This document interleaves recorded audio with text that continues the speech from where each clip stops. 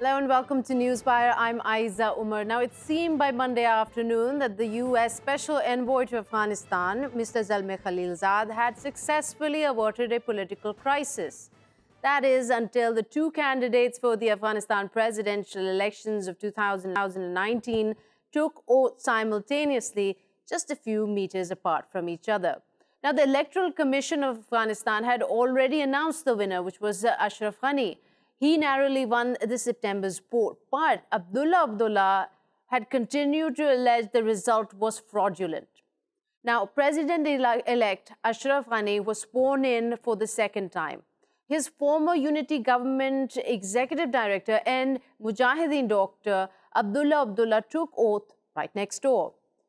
Explosions were heard during the ceremonies, but luckily there have been absolutely no reported injuries. U.S. Secretary of State Mike Pompeo, in a tweet late on Monday, said that the U.S. strongly supports a unified and sovereign Afghanistan and, I begin, quote, opposes any effort to establish a parallel government or any use of force to resolve political differences. Now, Zalmay Khalilzad also tweeted at this point, and he said, I spent much of the last week trying to help President Ashraf Ghani and Abdullah to come to an agreement on an exclusive and broadly accepted government. We will continue to assist. And he went on to say further that in their remarks today, both leaders made clear that they are open to negotiations to end the political crisis and that peace and reconciliation is the priority. But then they went ahead and had their separate inaugurations, both of them sworn in as presidents for Afghanistan. Now, at Ashraf Ghani's inauguration, the U.S. Special Envoy Zalmay Khalilzad was present. He was also the senior-most U.S. representative there. Then there was also the Charge d'Affaires of the U.S. Embassy to Afghanistan, Mr. Ross Wilson, NATO Commander General Scott Miller, and ambassadors of various other countries were present. So the question we're looking to address today, with the current scenario, two presidents in Afghanistan, who is the real leader and what legitimacy does he hold in this scenario? Also, we're looking to address the question of what is the future of the intra-Afghan talks that were supposed to begin today. So without further ado, let me introduce who we're speaking to today. We have with us Dr. Dale Walker from Kabul, Afghanistan. He is the Assistant Professor of Political Science at the American University of Afghanistan. We also have with us Mr. Ori Wertman, the International Center for Policing and Security. He works, and he is right now joining us from Cardiff, UK. And of course, we have former Ambassador Asif Durrani joining us from Islamabad. Welcome to all three of you to the show. If I could begin with you, Ambassador Durrani, before we get into the legal issue of who here is the real president, though there might not be much debate on that, but the current scenario, we saw Zalmay Khalilzad ferrying between these two rivals. It seemed like there was some kind of negotiation veering towards the success, but it seems it all broke down. What do you make of this situation right now? As you have said it in your introduction, I think the situation is murky. It is quite a fluid situation. And yes, but the United States has apparently tilted towards Ashraf Ghani. The reason being is Zalmay Khalilzad attended the inaugural ceremony of President Ashraf Ghani. And at the same time, he has also said that we will not, in fact, the Secretary of State saying that we will not support parallel government. So I think it was a mild snub to Abdullah. And unfortunately, even in previous dispensation, when Ashraf Ghani and Abdullah they reconciled through the good offices of former Secretary of State John Kerry, and you had to repeat the brief twice, first to Ashraf Ghani and then to Chief Executive Abdullah. And things were not improving. And after these elections, last year, the situation has further deteriorated politically.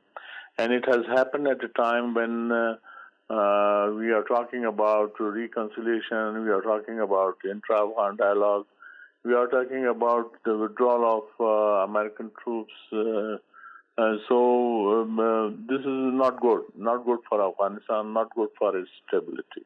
Not good Yes. for Afghanistan, because here we were expecting Afghan talks to begin, and what we see now is an indefinite delay because what seemed to be some kind of truce happening between Abdullah Abdullah and Ashraf Ghani has completely imploded. Let me come to you, Mr. Wortman. Do you feel also that the US has endorsed President Ghani as the leader of Afghanistan, considering the kind of presence he had in his inaugural ceremony as compared to Abdullah Abdullah? Listen, I think that firstly, those two honorable gentlemen, Ashraf Ghani and Abdullah Abdullah, must respect the election results because their mutual interest right now is the political stability of Afghanistan. Because right now, around the corner, the Taliban, which their situation is quite beneficial to his interest, is enjoying the political scenario right now. And I think that those two honorable gentlemen must respect the election result and go to unify a government or so. Unless we can have, the case of the Gaza Strip or Lebanon, when there is a terror organization rule the state again. And I'm sure that the people of Afghanistan, they don't want that the Taliban will rule again on Afghanistan. And I think it's irresponsible political, let's say, behavior right now from those both gentlemen, because they must work together and cooperate for the fate of Afghanistan right now. So it's irresponsible of them to be having this tussle at the moment. In the law, it seems, does not leave any confusion here, because the electoral law, Article 88 of it specifically states that once the IEC has announced the winner, that is the end of any debate. In fact, Article 427 says that those who contested or try to disrupt the inauguration ceremony itself or the president coming into office will face some term of imprisonment. So when Abdullah Abdullah goes ahead and does this, what exactly is he facing in terms of the repercussion from whether the government or even the US support? The role of Afghanistan, they should think about the interests of Afghanistan. And let's, of course, the American intervention is quite vital here. But in a sense, they need to work together, to cooperate together, because eventually there are two main camps in Afghanistan, as we can see according to election results. But they must work together and they must respect the election results. And that's it, period. Mm-hmm. Dr. Walker, what's your take on this? Is this irresponsibility going to affect how the intra-Afghan talks pan out in the future? And especially shed some light on the laws out there that should protect President Ashraf Ghani and allow him to conduct his business as president? I would guess that it is not good for the democracy here in Afghanistan. It's a young democracy. And what we know is that whenever we don't have smooth transition of power, that is very detrimental to any democracy. The hope here is that both parties, both Ghani and Abdullah Abdullah, will get together and do what is best for Afghanistan, because we need the Afghan peace talks to go forward. I think Afghans are really tired of war, and they would like to see some peace. So these two leaders will have to get together. Now, Doctor, still on this, there have been comments aplenty from local and international experts talking about how the new government might really struggle for legitimacy here, despite what the law says, because of the extremely low turnout. Do you think that is a possibility that could come in the way? When you look at the amount of people who turned out for the election, that in itself will bring any election into question. So as Afghanistan moves forward, the hope is that in the future you would have a larger turnout in elections, and then that should reduce the question as to who is the legitimate president. Right. And just to sort of take conversation further on this, Mr. Wortman, your comments on this, if I could, because the explanation for the low turnout has always been that the security issue in Afghanistan, also in part by the Taliban, who had just spread fear that they will punish those who cast votes. In those circumstances, then it's very hard to determine whether the low turnout is a legitimate excuse that this government is not the right government in place. Listen, in my opinion, eventually all the agreement with the Taliban, it's waste of time, because for the Taliban, this is part of Hudaybiyah agreement, like a Hudaybiyah agreement 1,500 years ago. And right now, they want the American intervention out of Afghanistan, because right now it's the only obstacle for the Taliban to rule the state, I guess. So for them right now, the political instability caused by the election results right now, and mainly because of the two people that they can't work together for the fate of their country, it's only beneficial for the Taliban. And if the United States Army will not be in Afghanistan, then unfortunately we can face a totally chaos in Afghanistan. And therefore, again, and I repeat it again and again, those two gentlemen must work together for the fate of their people, unless there will be a chaos in Afghanistan, period. There will be chaos in Afghanistan if they don't come on the same page quickly. And this is where the concern is. Ambassador Durrani, your view on this, especially considering that the US also intervened, right? They came in the middle and they tried to, Zalmay Khalilzad tried to negotiate between Ghani and Abdullah right before the inauguration, try to get them to see eye to eye. Did they inadvertently also question the legitimacy of the Afghan government, the system of the election process? I think the Americans were doing the balancing act. On one hand, they were having dialogue with Ashraf Ghani and Abdullah, but at the same time, their major interlocutors were the Taliban, with whom they had the substantive dialogue, and this was regarding American troop withdrawal and then Taliban assurances and then intra-Afghan dialogue. So I take it from that point of view, because Americans have not this time involved themselves seriously in striking a reconciliatory note between the two gentlemen. Therefore, you will find that the gap has widened between the two, and this even in the from the American perspective also, if you look at their commentators, they are criticizing that the Americans, in fact, Ashraf Ghani, he lost his legitimacy because of the low turnout. And then secondly, the results were announced after 4 months, and there's much to be desired as far as credibility of the elections is concerned. So there are many lingering questions which need to be answered regarding the legitimacy of the whole democratic exercise. So here, if Taliban are being criticized to be undemocratic, so what exercise we have witnessed in Afghanistan, and the way these two gentlemen have behaved is also not democratic, yes. It's an undemocratic behavior. Mr. Wortman said this point very specifically. So, Dr. Dale, I'd just like to get your comments on this, on how this was a very advantageous situation for the Taliban, considering one of the agreements with the US when they signed the withdrawal agreement was the prisoner swap issue, something that Ashraf Ghani had originally said that he would not agree to, that the Afghan government had to have a consensus in this. And now, as this debacle played out, both of them being sworn in, we heard Ashraf Ghani come out and say that he is this week or soon going to be issuing a decree that will stop this whole prisoner swap thing.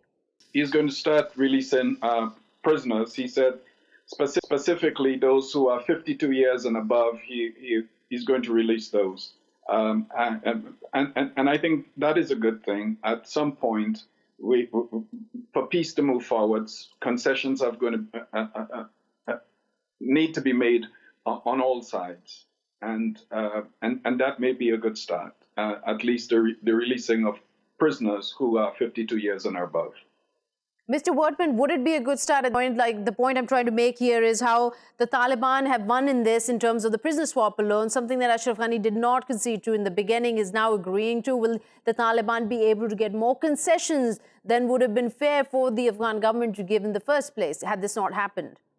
Again, my opinion regarding any agreement with the Taliban is quite clear. I think it's a waste of time. Against that barbaric organization, you only need to fight back. That's it.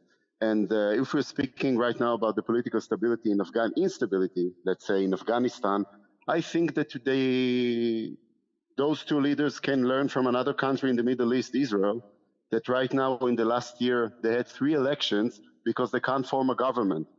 But no one from both sides, nor Netanyahu nor Benny Gantz, the other candidate, they never said themselves that they're elected their prime ministers and they respect the democracy. And first of all, in order to deter the Taliban or other terror organization, the true leaders of Afghanistan, they need to show to the entire world that they know how to work together and cooperate. And everything starts from this. Mr. Wortman, you have a very strong opinion here for sure that the Taliban are not to be negotiated with, but so far ahead in the game now where the US is looking to withdraw, has already made a plan. They've got 135 days. They've started from Monday the withdrawal process of their troops in Afghanistan. I mean, we're very far from that point where people could even consider that is negotiating with the Taliban any more an option? I mean, they would have to go ahead with this, recognizing their legitimacy. Again, the interest of the United States and President Trump is to go out from Afghanistan. They don't want to spend their money there. They don't want to spend their troops there. And they want quiet and peace. Yet, and I'm saying this again and again, the history shows that dealing with terror organization like those one, it's a waste of time. Mm-hmm. And I think that if there will be a unity government or so in Afghanistan, it will be much easier to deter the Taliban in a way. So again, everything starts with the political stability in Afghanistan, and therefore those two gentlemen must work together and form a government, a unity government. Ambassador, what's your take on this? Mr. Wortman's opinion is that the Taliban is a terrorist organization that they should have never started negotiations with. But being so far ahead now in the process, the U.S. has a lot at stake here. The new Afghan government has a lot at stake here. The legitimacy of their existence relies on this. How will this affect the intra-Afghan talks? We consider Taliban a terrorist organization, so you should have vociferously just rejected this whole agreement and all that. The United States entered into agreement with the Taliban as a formidable interlocutor, and that's the business in the town. It's a realistic politics. If he referred to the Middle East, in the Middle East, Yasser Arafat was a terrorist, but then he was given the Nobel Prize. So these terminologies get changed with this change in situation. And now, whether I like it or not, Taliban are a reality. Whether we like it or not, those sanctions which were imposed against them, and they took them to Guantanamo Bay, and then they tried to investigate, thoroughly. And then again, those Guantanamo Bay prisoners are the interlocutors with the Americans. So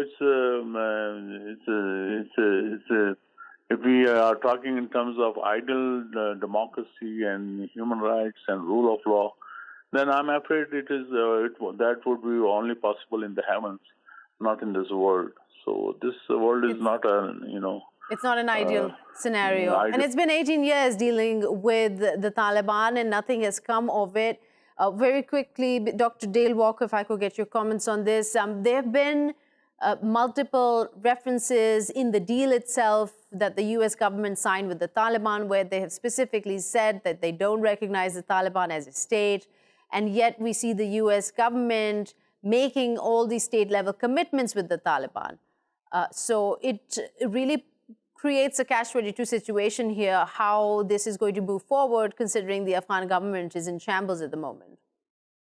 Well, if you're looking at the U.S., they want to pull their troops out. And the fact remains is that the United States went to war with the Taliban. So if they need to negotiate, they need to negotiate with the Taliban. A lot of people are saying that they should not have negotiated with the Taliban. But the fact is that is the party they went to war with. And therefore, once they want to remove their troops, they have to negotiate with them. So while a lot of people may not like that, Even if you look at international law, I mean, you have to negotiate with the party you went to war with. The United States did not go to war with the present Afghan government. They went to war with the Taliban. So I believe they were correct in negotiating with the Taliban as they want to remove their troops. Okay, Dr. Dale Walker there. Thank you so much for joining us. Mr. Ori Wertman and Ambassador Durrani, thank you for giving us your time. We've run out of time here for this segment. We'll take a quick short break, but after that, we'll be right back.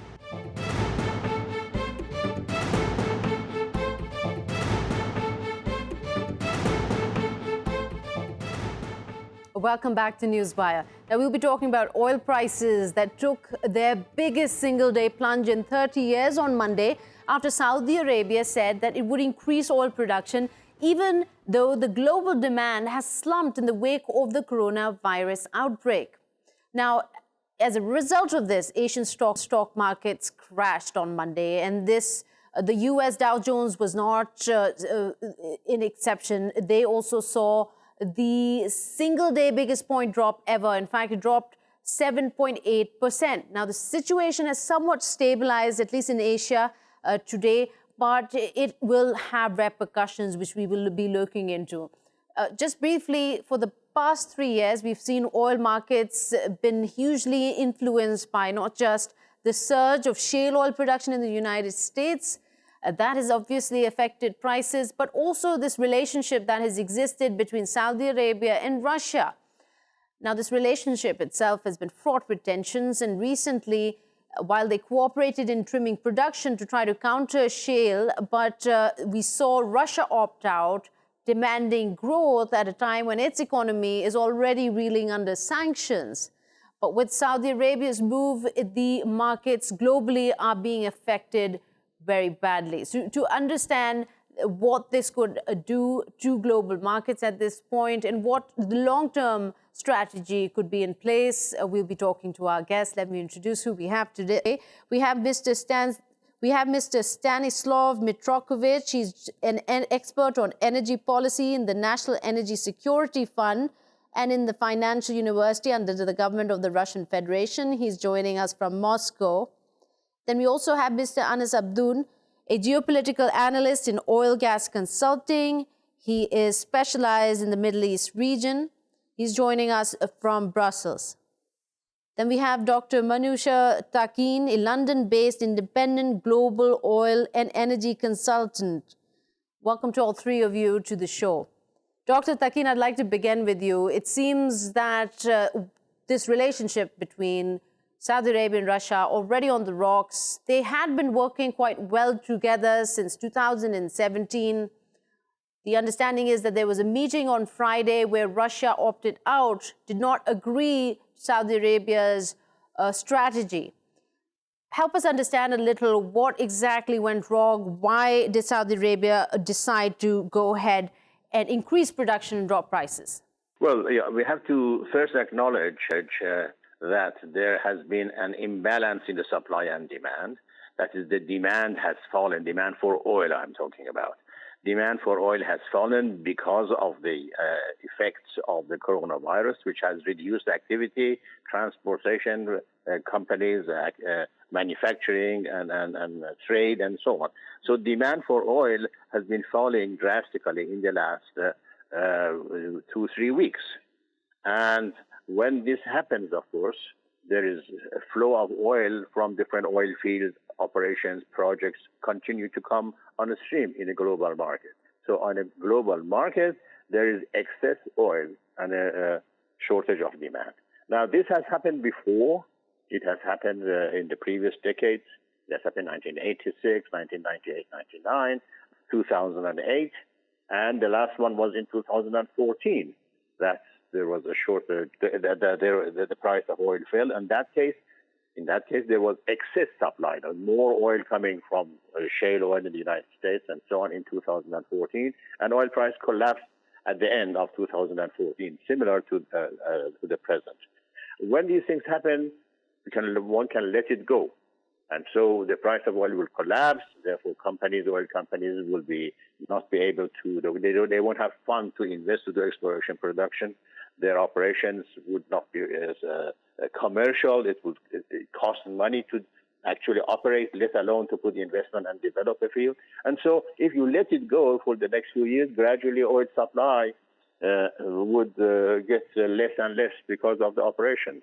And so the supply and demand would balance. But, of course, if, getting the so-called free market do it, it will have a huge damage, this big fluctuation to the global economy.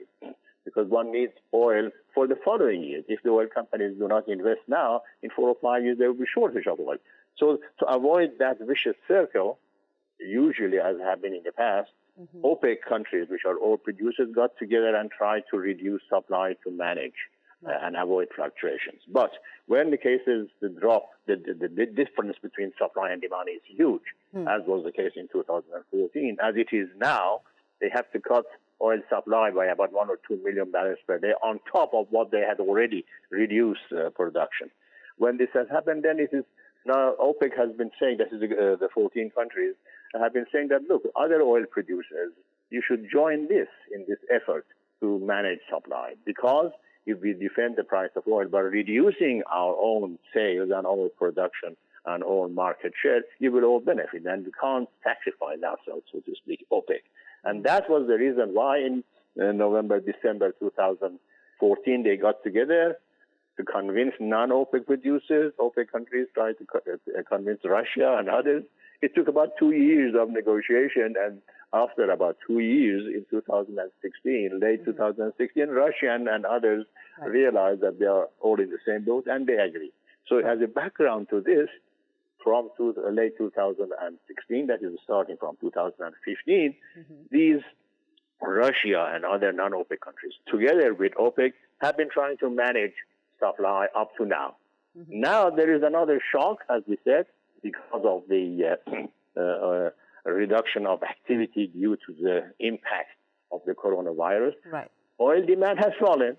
So like the previous time, they all have to get together and manage the supply, reduce the supply to support the price. When the technical people got together in Vienna, Russians and others and OPEC Secretariat research people, they said there has to be about 1.5 or 2 million barrels per day reduction of supply by the whole group.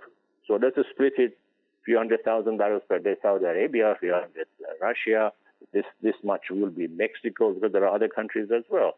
This is Kazakhstan, Azerbaijan, let's all get together. And in this, Russia, which is their leader, they stated that they were not ready to They were not ready because they supply. needed the sales of oil. Yes, absolutely. The sales, their economy is seeing a hit from sanctions as it is, and they've been very hesitant. That's essentially why the Friday talks failed over this. But let me get you in this conversation, Mr. Abdoun. Saudi Arabia instead announcing that it's going to ramp up production, bring down prices further. It's not really helping the problem. If anything, it's exacerbating it. Yeah, we saw that Saudi Arabia reduced the price of the oil production, and we know that the current production of Saudi Arabia is around 9.7 million barrels per day, and they announced they can export after April, which corresponds to the end of the deal between OPEC and Russia, up to 11 million barrels per day.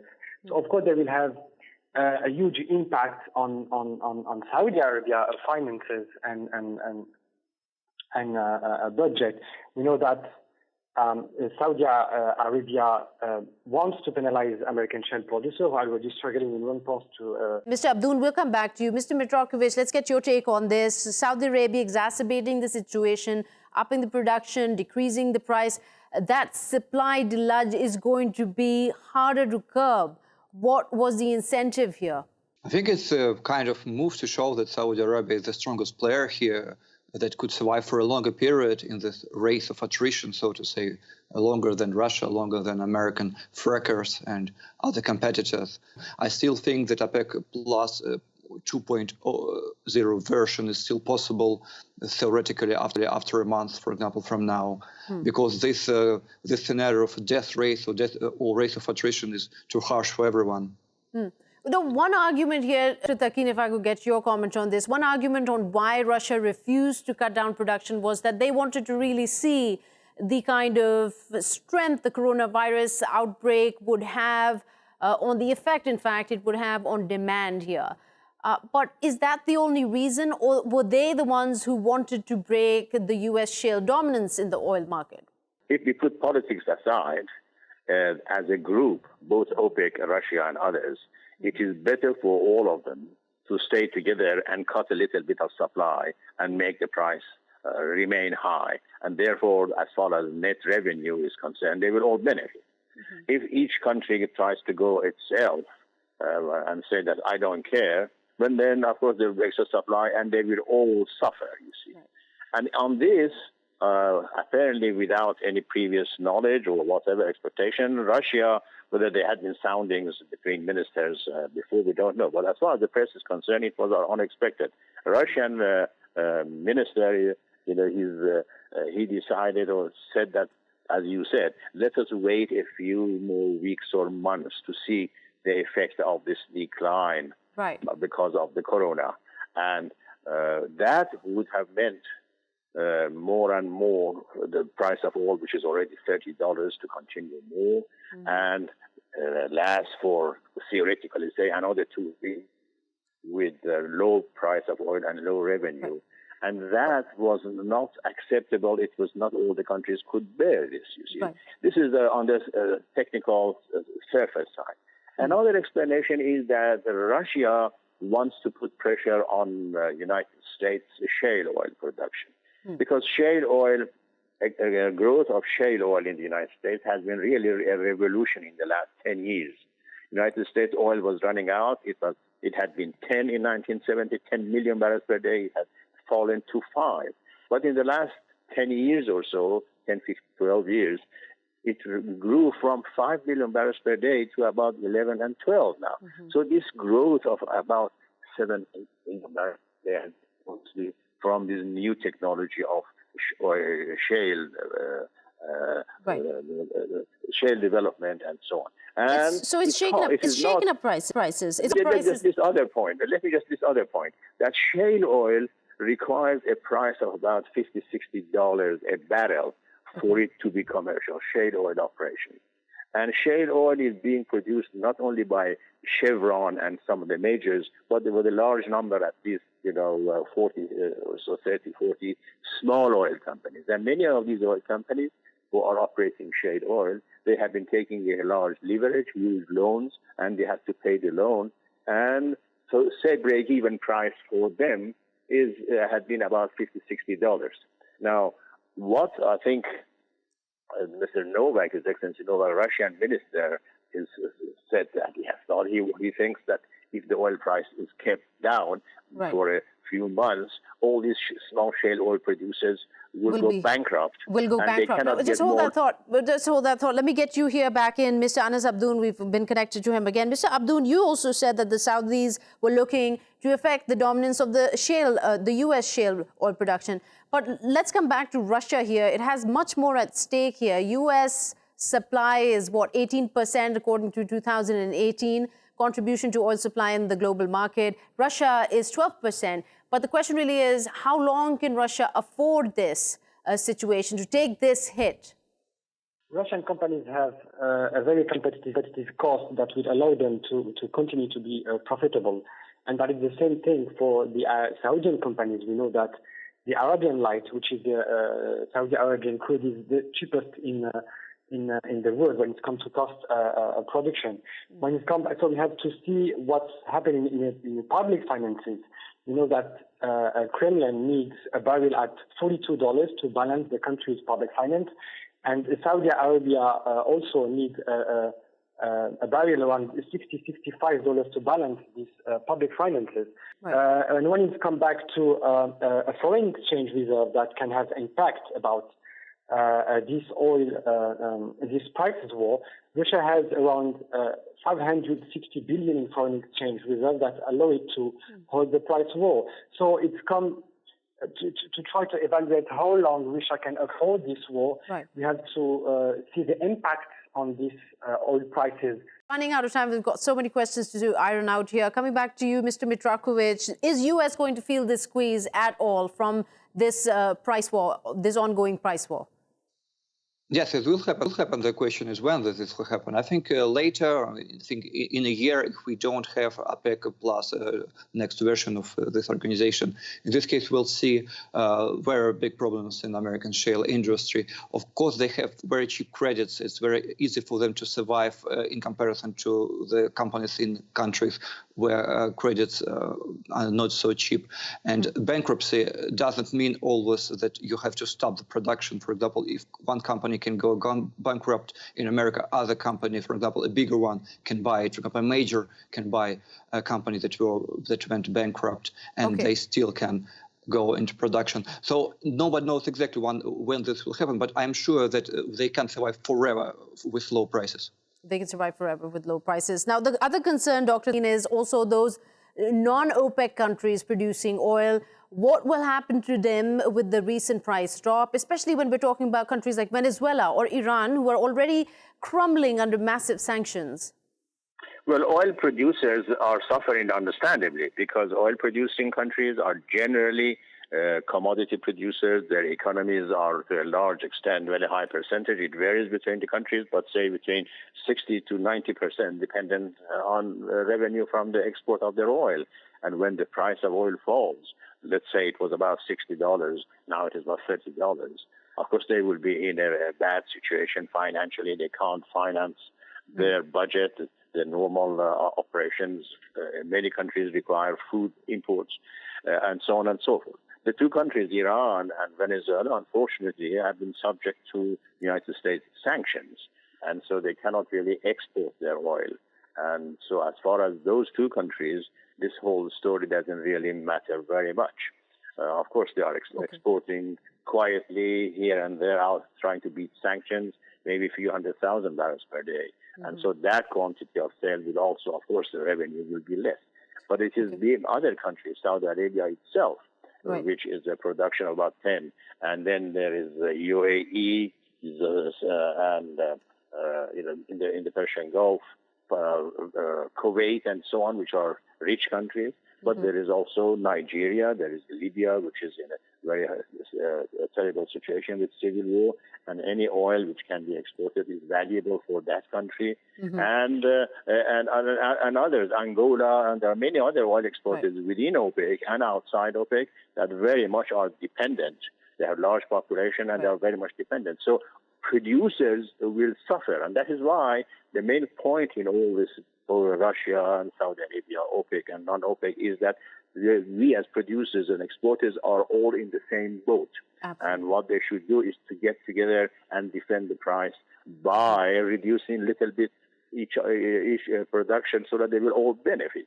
And so in answer to your question, the producers are in a very serious situation. They're in a very serious situation. And the effect we will start seeing, we've seen it in how the stock markets crashed on Monday, revived a little bit today, but it could have huge economical impact on all countries around the world.